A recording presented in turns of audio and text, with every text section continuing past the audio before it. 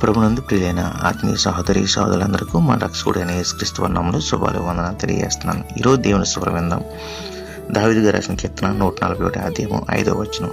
నీతిమంతులు నన్ను కొట్టుట నాకు ఉపకారము, వారు నన్ను గద్దించుట నాకు తైలాభిషేకము, నేనట్టి అభిషేకమును త్రోసివేయకుందును గాక.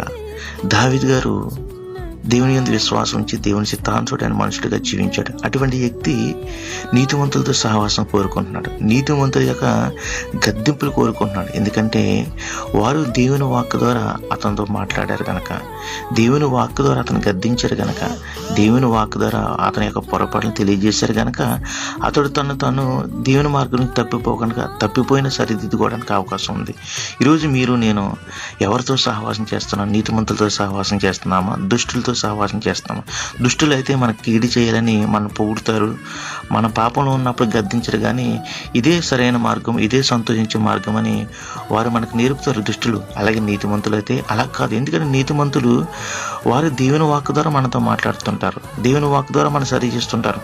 అట్టి వారి గద్దింపును మనం త్రోసివేయకూడదు. అట్టి వారి గద్దింపును మనము పరిశుద్ధాత్మ అభిషేకంగా మనం భావించుకోవాలి. పరిశుద్ధాత్మ దేవుడే నాతో మాట్లాడుతున్నాడు అనుకోవాలి. ఎందుకంటే పరిశుద్ధుడైన యేసుక్రీస్తు వారు వాక్యం అనే ఉదక స్నానం ద్వారా మనసు పరిశుద్ధపరుస్తారు.